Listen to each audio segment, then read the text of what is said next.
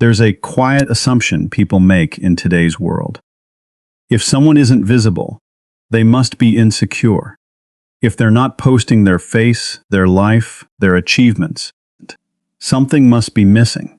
But what if the opposite is true? What if the people who show the least are actually the ones who need validation the least? And what if empaths, the ones who understand people the most, are the very ones choosing not to be seen? And if this video makes sense to you, don't forget to like it, because it helps push this message to people who actually need to hear it. We live in a culture where being seen is often mistaken for being valuable. The more attention you receive, the more important you appear. The more reactions you get, the more real your life begins to feel, not just to others, but even to yourself. Over time, this creates a subtle but powerful illusion. It convinces people that visibility is proof of worth, that if something isn't being noticed, it somehow matters less. But this system has a hidden flaw. It slowly trains people to outsource their identity. Instead of developing a stable sense of self from within, people begin measuring themselves through external feedback. Instead of asking, "Who am I?" when no one is watching, they start asking, "How am I being perceived right now?" And that shift is not small. It's psychological. Because the moment your focus moves outward like that, you stop living from your internal experience and start adjusting yourself for external approval. You begin filtering your personality, curating your behavior, editing your life into something more acceptable, more likable, more visible. And without realizing it, you move away from authenticity and closer to performance. That's the trade most people don't even realize they're making. But empaths tend to notice it. They sense how quickly attention can become addictive, how easily identity can become dependent on reaction. And once they see that pattern clearly, they don't rush toward it. They hesitate. Not because they lack confidence, but because they understand the cost of tying your self-worth to being seen. Empaths don't just see content, they feel intention. Where most people scroll past a photo, a caption, or a video without thinking too deeply about it, an empath often picks up on what's underneath. Because for them, it's never just about what is being shown. It's about why it's being shown. Where others see a simple post, an empath may sense the emotional need behind it, the quiet desire to be noticed, the unspoken request for validation, the subtle comparison woven into presentation, the performance that hides inside what appears to be authenticity. And this awareness isn't something they turn on and off. It's automatic. They read tone. They notice energy. They feel emotional signals most people overlook. And once you start seeing social media through that lens, it stops feeling light and casual. It starts feeling layered. Every post begins to carry meaning. Every interaction starts to feel like an exchange, not necessarily fake, but emotionally loaded. Because underneath the surface, there's often a transaction happening. Attention for approval, visibility for reassurance, expression for reaction. And empaths feel that dynamic in real time. For someone who already processes emotions deeply, this constant exposure becomes overwhelming. It's not just scrolling anymore. It's absorbing intentions, absorbing energy, absorbing emotional signals from dozens, sometimes hundreds of people. And over time, that builds up, not as obvious stress, but as quiet exhaustion.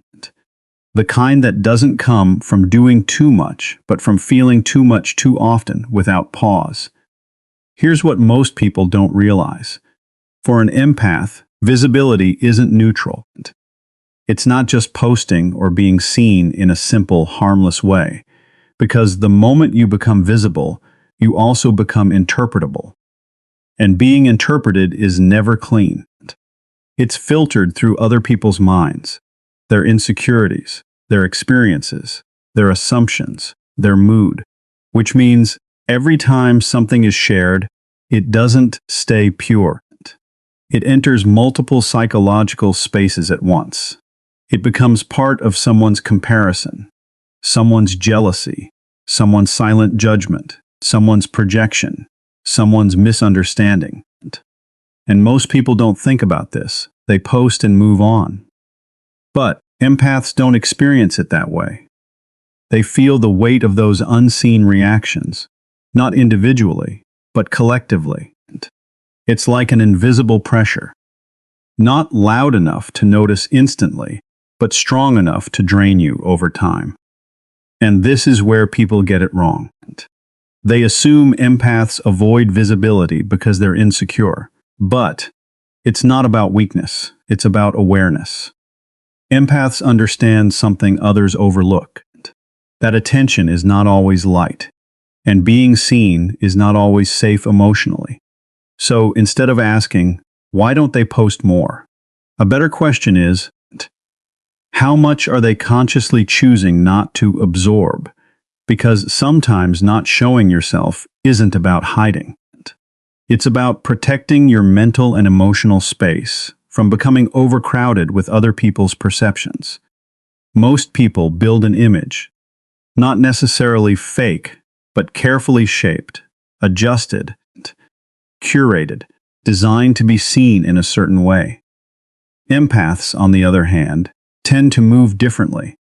They are less interested in building an image and more focused on protecting a reality that feels consistent inside them, even when no one is watching. That's the real difference, because the moment your identity starts, depending on reactions, likes, comments, approval, attention, validation, you slowly begin losing control over it. Your sense of self stops being anchored internally and starts shifting externally. And when that happens, something subtle but powerful breaks. Your confidence is no longer stable. It rises when people respond positively and drops when they don't. Your peace is no longer fixed. It becomes negotiable, dependent on how the world is reacting to you on a given day. And your self-worth slowly turns into something public, something measured, something observed, something influenced by people who don't even know you deeply. That's a fragile way to exist, even if it doesn't feel like it at first. Empaths often sense this risk early, not always through logic, but through emotional awareness. They can feel how quickly identity becomes unstable when it is constantly exposed to external feedback. So, instead of leaning into that system, they step slightly away from it, not completely disconnected, not emotionally absent, just less dependent. They choose something most people don't notice as a choice at all. They choose to exist without constant feedback loops, without needing every moment validated, without needing every expression approved, without turning identity into something that must be continuously confirmed by others. And in that space, something important begins to form, a quieter sense of self, a more grounded identity, one that doesn't shift every time attention shifts, and that is where real psychological stability starts to appear. As empaths grow, something quiet but significant begins to shift inside them. Clears, throat.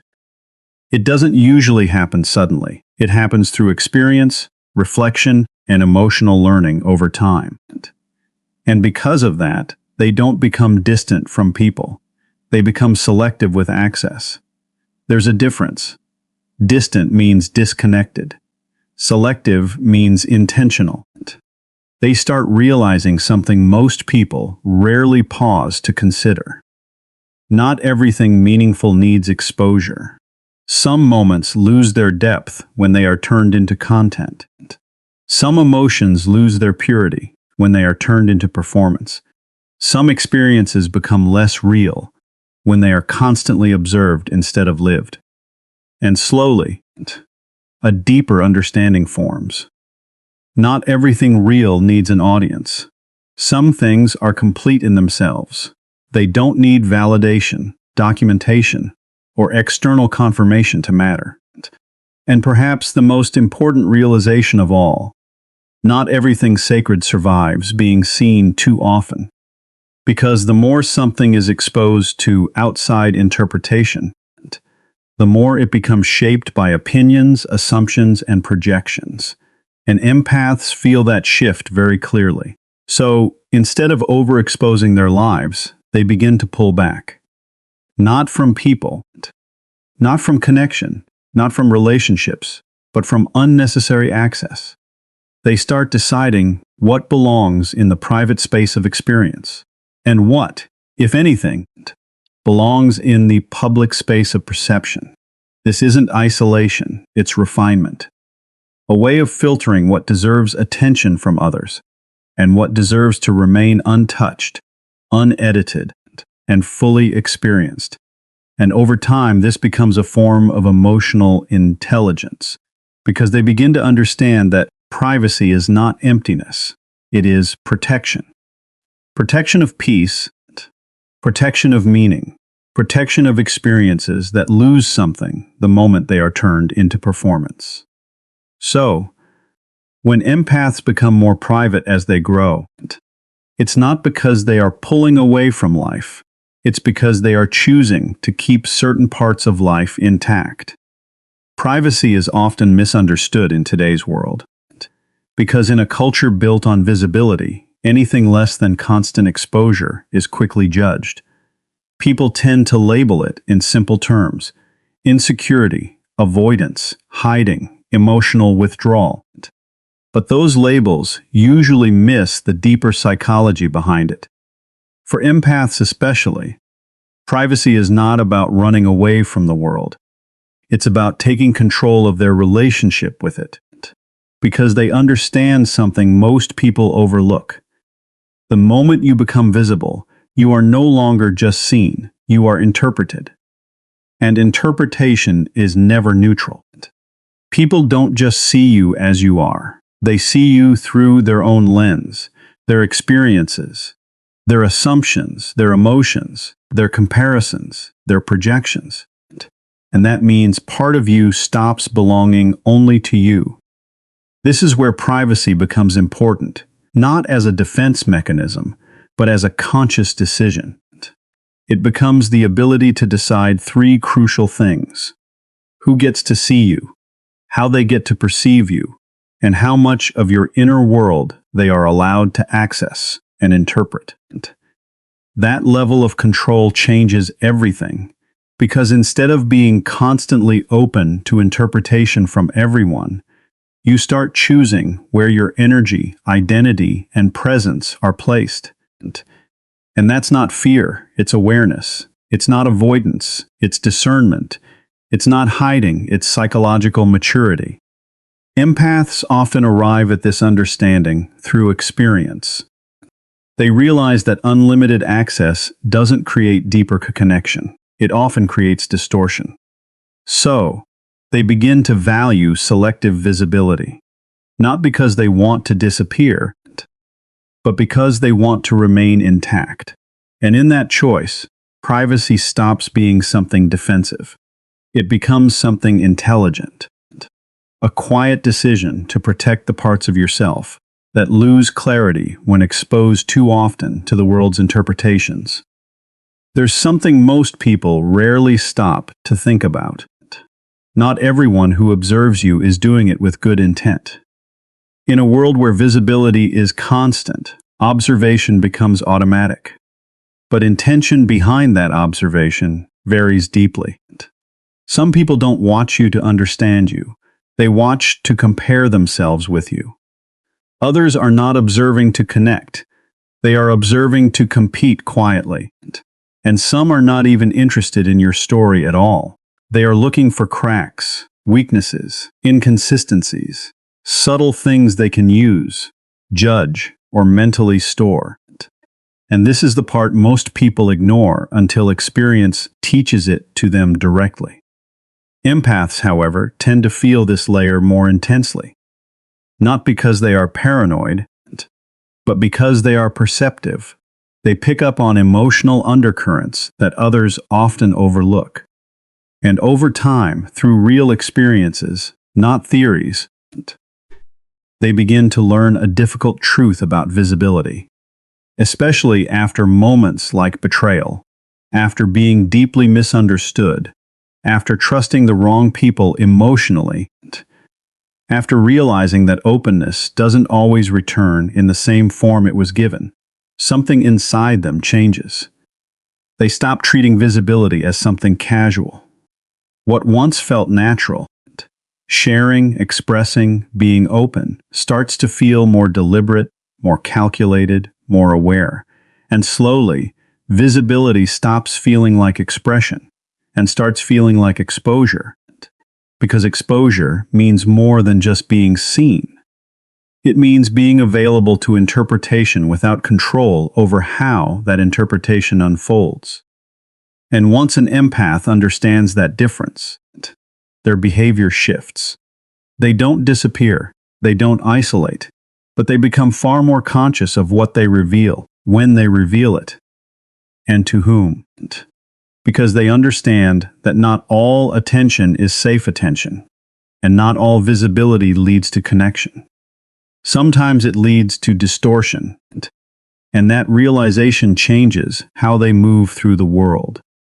Here's the deeper shift that most people don't consciously notice. Empaths tend to prefer something simple but powerful.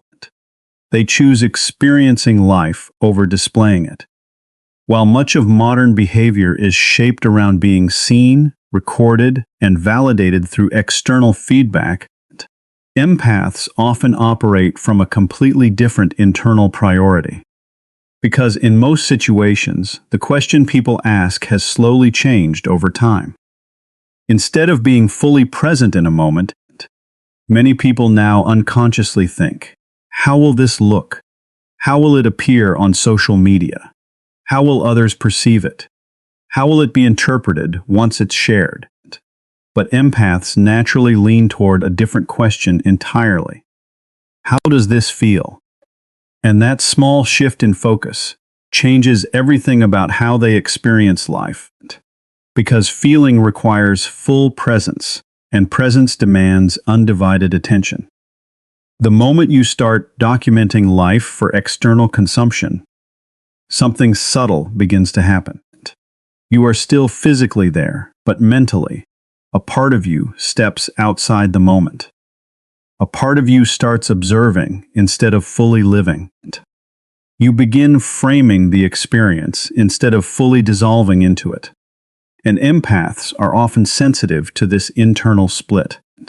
They can feel when attention is divided between experience and performance, when life is no longer just being lived, but also being managed for perception. So, instead of staying in that divided state, they choose presence. Full, unfiltered, undistracted presence. And presence is something social media cannot truly reward. Because presence is not about how something appears after it is shared. It is about how deeply it is experienced while it is happening. And for empaths, that depth matters more than visibility ever could. Most empaths were not always private. In fact, many of them started on the opposite side of the spectrum. They used to share more freely, trust more easily, express themselves without hesitation, and show parts of their inner world without thinking too much about consequences. Because at that stage, openness feels natural. It feels like connection. It feels like honesty. It feels like emotional safety. But life has a way of reshaping that perception over time. Through experiences that are not always loud, but deeply impactful. Moments of misunderstanding, situations where sincerity was misread, times when vulnerability was not handled with care, or when trust was given to people who did not value it in the same way. And slowly, a realization begins to form. Not everyone deserves access. Not everyone can hold what you share with the same intention you gave it. And that realization changes everything internally. Because once an empath truly understands this lesson, their personality doesn't harden, it refines. They don't become cold or disconnected, they become precise. Their openness is no longer automatic. It becomes intentional. Their trust is no longer immediate. It becomes earned. And their emotional availability is no longer unlimited. It becomes directed where it is respected. They stop giving themselves freely in spaces where their presence is overlooked or undervalued. Not out of resentment, but out of understanding. Because they begin to recognize that energy, attention, and emotional depth are not things to be distributed without awareness. They are resources that shape identity, peace, and emotional stability. And once that awareness settles in, their behavior naturally shifts. They choose where they invest themselves more carefully. They choose who receives access more consciously. They choose how much of themselves is shared more intelligently. And this is where discernment is born, not from distance, but from experience, from pain that has been understood rather than repeated. And in that shift, the empath doesn't lose openness. They simply learn how to protect it.